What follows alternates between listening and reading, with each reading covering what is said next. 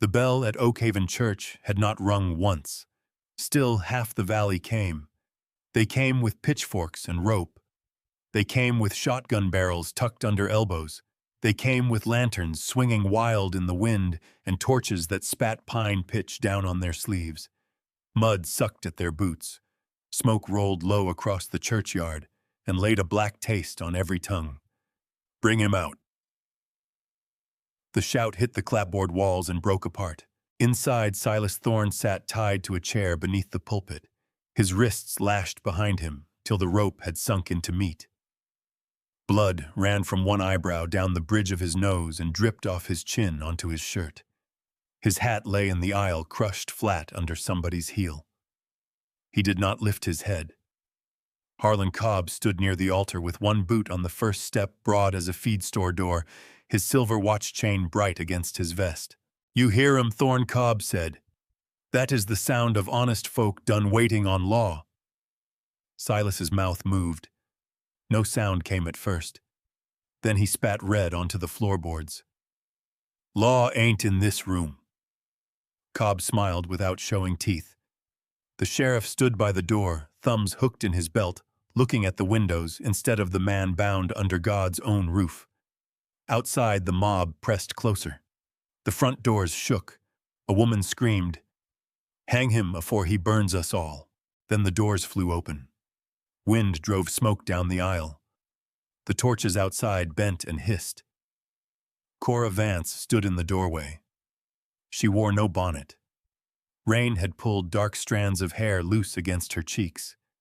Her black dress was old at the cuffs and too thin for the night. In both arms, she held a small wood box, scuffed pale at the corners, hugged hard to her ribs like a child. No one spoke. Cora stepped inside. A man reached to stop her. She looked at his hand. He drew it back. Cobb laughed once. "Widow Vance, this ain't no quilting circle." Her fingers tightened on the box till the joints showed white. "No," she said. "It's worse." Silas raised his head then. One eye was swollen half shut, but the other found her. His jaw worked as if he meant to tell her to leave. The rope at his wrists creaked when his shoulders pulled. Cora did not look away. 3 months before that night, no man in Oakhaven would have crossed a street to stand beside her. Cora Vance lived east of town, where the road thinned to wagon ruts and sage scratched the porch steps. Her husband had gone into the ground with lung rot 2 winters back, leaving her 40 acres of stubborn dirt, 1 swayback mule, and a house that complained in every hard wind. Harlan Cobb had come the week after the burial. He took off his hat in her kitchen and set a paper on the table. "Land ain't fit for a lone woman," he said. "I'll give fair money." Cora had stood by the stove with flour on her sleeves. "My husband planted that orchard. Dead men don't harvest." She folded the paper once, then twice, then pushed it back. Cobb's eyes went flat as creek stones. After that, the town changed its manner. The grocer counted her coins twice. Women at church drew their skirts in when she passed. Boys threw rotten pears at her gate and ran laughing. At night, she sat at her table with a lamp turned low, listening to coyotes work the ridge and the dry boards tick in the walls. Only the letters came soft. They arrived every few weeks, folded plain, smelling faintly of sawdust, rain, and trail dust. Signed only S.T. He never wrote pretty. He wrote true, about a calf born crooked and still fighting for milk, about a blue norther that froze water in the pail before dawn, about men who smiled too quick, about how grief had teeth in the dark, but daylight made it let go some. Cora answered every one. She told him how the orchard bloomed though folks said it would die. She told him how silence could fill a house till even the kettle seemed loud. She told him she sometimes set 2 cups on the table before remembering. He never asked her name. She never asked his. Some nights when the wind worried the chimney and the mule stamped in the shed, Cora would take all his letters from the wood box and lay them in order. Her thumb would stop at the same slanted T, the same hard line drawn under certain words, the same small brown speck of sawdust caught in one fold. Those papers became the only place in Oakhaven where she was not spoken of like a burden, a fool, or a thing waiting to be taken. And now she stood before the whole town with that box in her arms, while the man beneath the pulpit bled onto church boards. Cobb pointed toward the door. "Get her out." Cora set one foot forward. The box knocked once against her breastbone.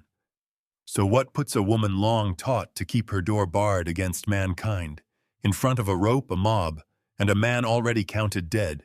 3 months before the rope, Cora Vance climbed Blackwood Road, with an apple pie wrapped in a flour sack and a butcher knife tucked in her boot. The road ran along the cliffs where the pines grew crooked from wind, and the black stone showed through the dirt like old bone. Far below, the creek struck rock in short, hard knocks. A buzzard turned slow over the ridge. Folks in Oakhaven said Silas Thorne had come out of Kansas with 3 dead men behind him. They said he slept with a Colt in his hand. They said his place had no mirror, on account of even he did not care to look at what he was. Cora kept walking. The pie was still warm against her palm. Cinnamon leaked through the cloth.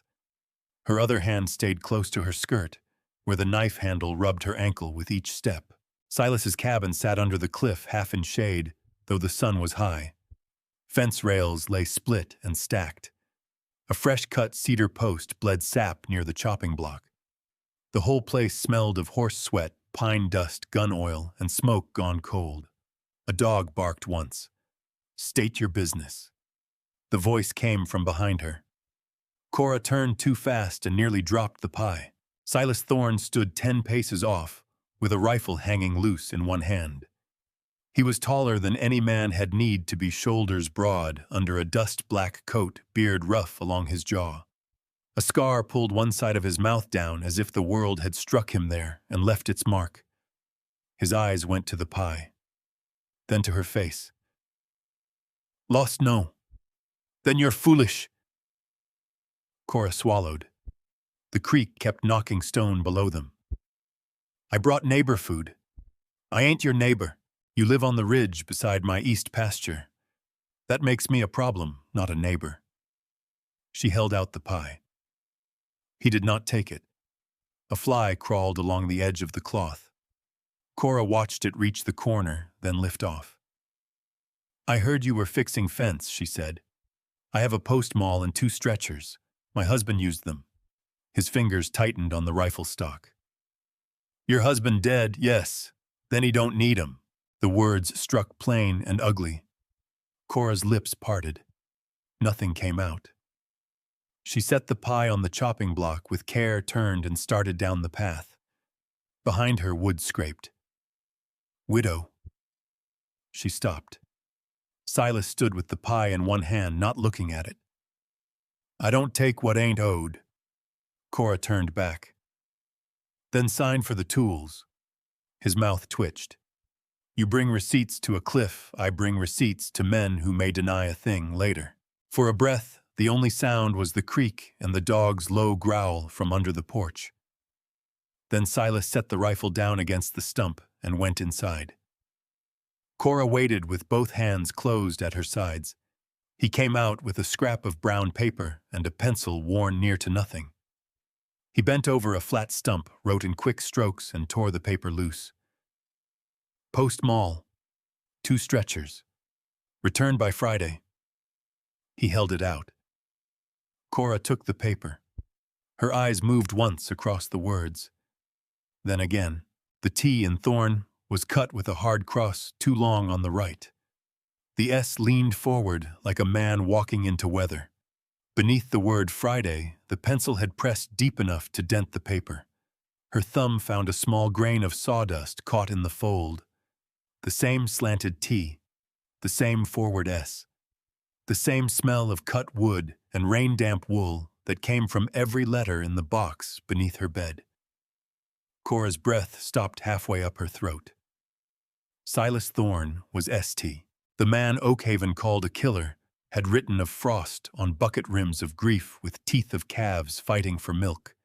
The hand that carried a rifle had once written, If the house is too still, put a kettle on. Noise is sometimes company enough. Silas looked at her fingers pinched around the paper. What? She folded it slow. Nothing. His eyes narrowed. You look at me like you found a snake in church. Cora slipped the receipt into her pocket close against her hip. No, she said. I reckon I found something else. His face shut hard. Take your road, widow. Cora stepped back. The dust took the print of her heel and held it. She turned for home with the pie gone, the receipt burning through her skirt cloth, and a question walking beside her all the way down Blackwood Road.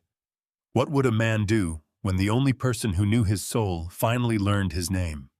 After Blackwood Road, Cora found reasons to pass Silas Thorne's place. A broken latch, a lame mule, a fence line gone slack after rain. Silas never asked her in. He did not smile. He took work in both hands and paid out words like scarce coin, but he mended what was broken. He reset her gait so it swung true. He sharpened her plow blade till it caught sun. Once, when her mule stumbled in the lower field, Silas walked 2 miles through mud to bring the beast home. Cora kept the receipt in her Bible.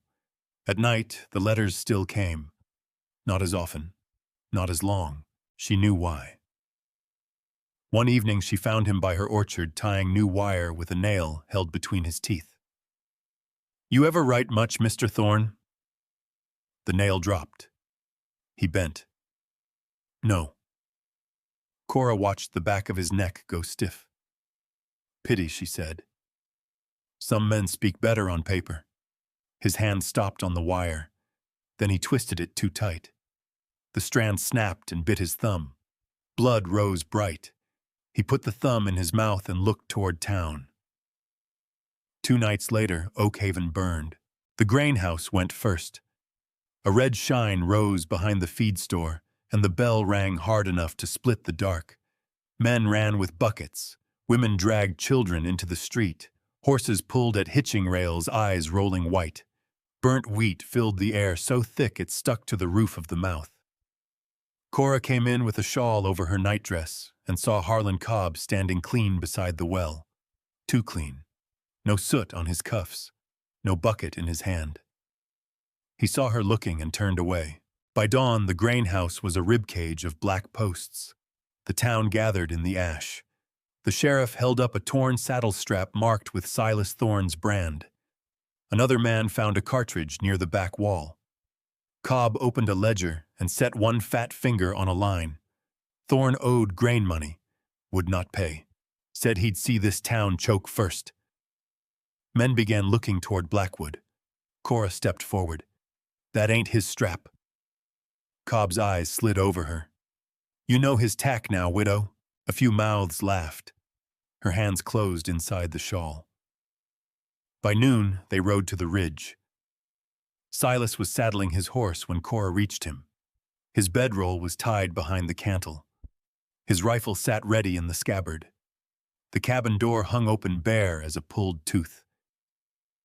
You're leaving, she said. He pulled the cinch hard. Best before they come. They framed you. He did not look up. Don't matter, it matters to me. That stopped his hands. Then he went on, buckling leather. Cora stepped closer. You can fight this. Silas let out a dry sound. Fight what Cobb owns the store, the banknote, the sheriff's supper, and half the tongues in town. You have the truth. He turned. His face was rough from no sleep. There was ash on his cheek, though he had not been near the fire. Truth don't ride fast enough. She caught his sleeve. Silas. His eyes dropped to her hand. For a moment he looked at her fingers like they were the only clean thing left in the valley. Then he peeled them off one by one. Don't hitch yourself to a stray dog, Cora. Is that what you are? His jaw locked till the scar bent white. That's what they say. Maybe they're right. A wild dog brings fleas, dead hens, and bad luck. Folks shoot it because they ought to. He swung into the saddle.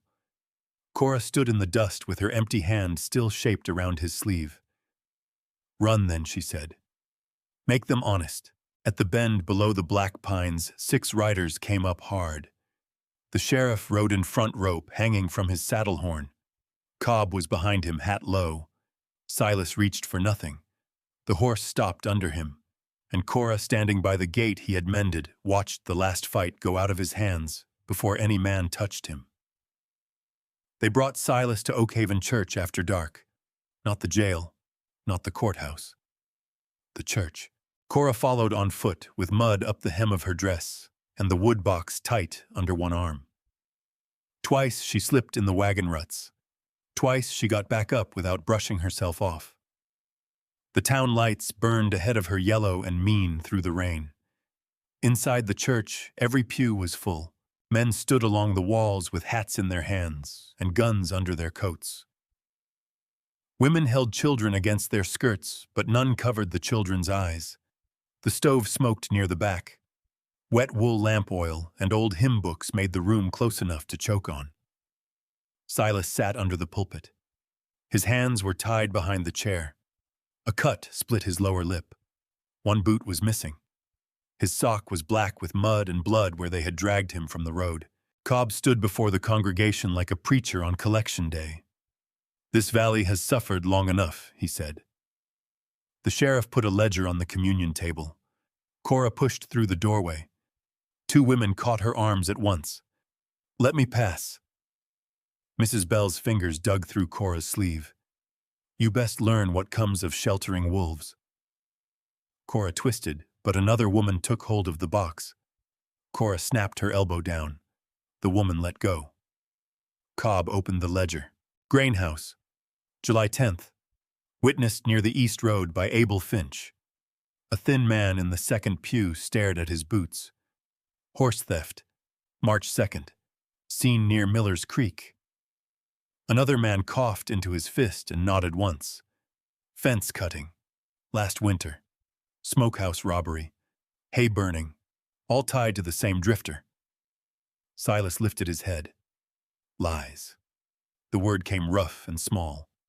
Cobb turned a page. "Your mark is on the strap, not mine. Your cartridge. Any man can drop brass. Your name in debt. I owed no grain." Cobb leaned close. "You owe this town air." The church went still. Cora's nails scraped the lid of the box. She looked at the sheriff.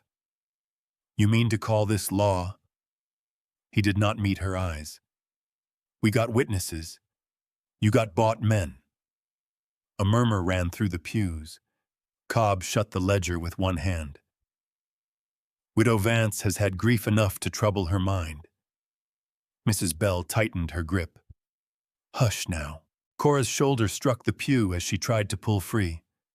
Silas saw it. His chest rose once hard against the ropes.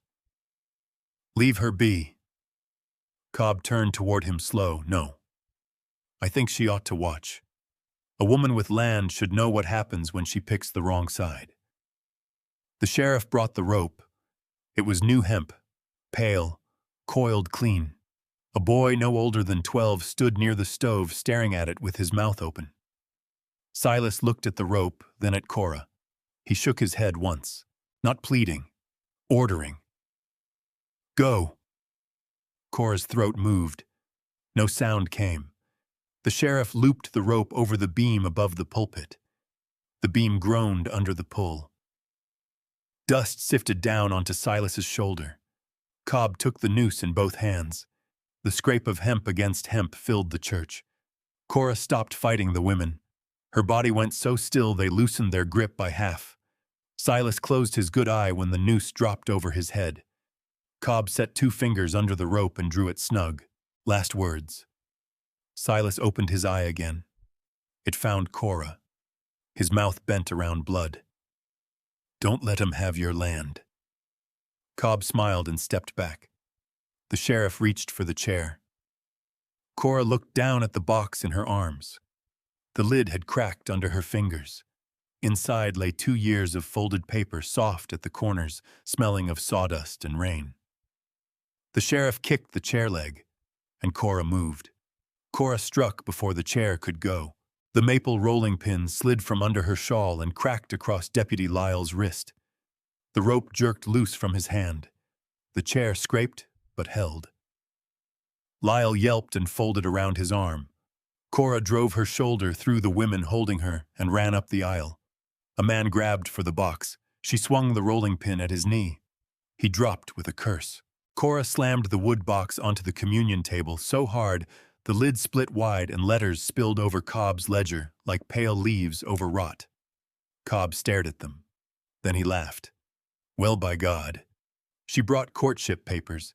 A few men laughed with him. Not many. Silas's face changed beneath the noose. His jaw clenched. He looked at the letters as if every fold had been laid bare on a butcher block. Cora, he said. She did not look back. Cobb spread both hands. Go on, widow. Read us how the killer missed you in the moonlight. Cora picked up the first letter. Her fingers did not shake. May 3rd, she said. Postmarked Abilene. Rain all that day. He wrote the road west of Salina was washed knee-deep, and the stage could not cross Dry Creek till morning. Cobb's smile thinned. Cora turned to the sheriff. Your ledger says Silas cut Miller's fence that same night. The sheriff shifted his boots. That don't mean Silas. Dry Creek is 240 miles from Miller's fence, Cora said. A horse cannot fly through floodwater. She picked another letter. June 17th. Fort Hayes Station mark. He bought axle grease oats and lamp oil. Receipt folded inside. She held it up. A store seal sat dark in the corner, pressed clean into the paper. Cora laid it beside Cobb's page. Your witness says he stole Mr. Bell's mare here in Oakhaven at sundown. Mr. Bell looked toward his wife. Mrs. Bell's hand left Cora's sleeve as if burned. Cobb stepped forward. This is woman's nonsense. No. Cora pulled 3 letters free, sorted them with swift hands, and placed them in a row. This is mileage. The church went quiet enough to hear rain ticking on the roof. My husband hauled freight 16 years, she said.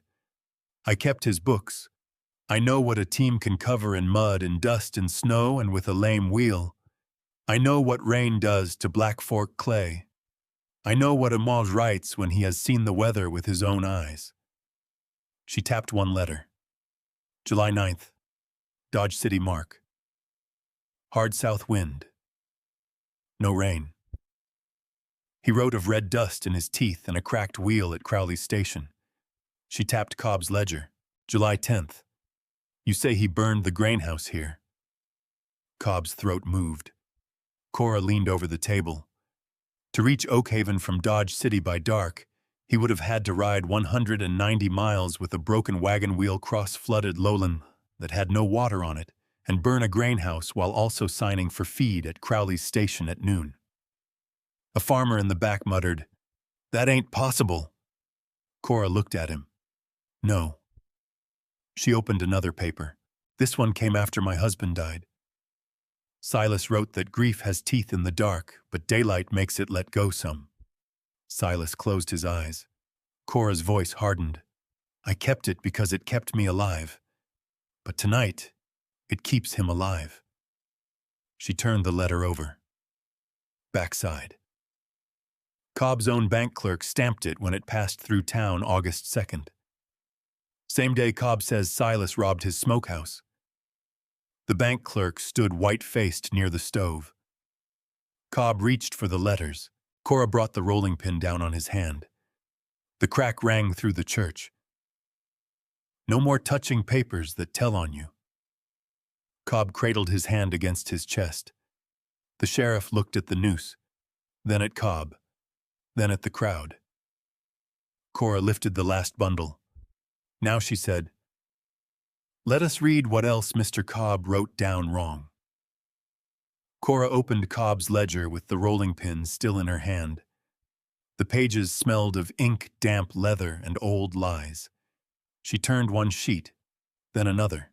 "Mr. Bell," she said, not looking up, "how many bushels did you borrow last winter?" Bell rubbed both palms down his trouser legs. 30. Cora tapped the page. "Cobb has you marked for 52. Bell came out of the pew, slow, like his knees had rusted. He bent over the book. His mouth opened, but only air came. Mrs. Bell pressed one hand to her chest. Cora turned another page. "Abel Finch, you signed for 1 plow blade and seed corn." Abel stared at the floor. Cora slid the ledger toward him. "You are charged for 2 blades, seed corn freight storage, and a late fee dated before the goods arrived." Abel looked at Cobb. Cobb's face had gone gray around the mouth. "That woman has no standing," Cobb said. A farmer stood in the back. "She can read." Another man said, "Better than you hoped." The sound moved through the church then. Not shouting, not yet. Boots shifting, benches creaking, men leaning close to one another with their jaws set, women reaching for husbands' sleeves and pointing at lines in the book. The mob had come hungry for one neck. Now every eye turned toward the man who had fed them the rope. Cobb stepped back from the table. "Sheriff." The sheriff did not move. Cobb's voice sharpened. "Sheriff."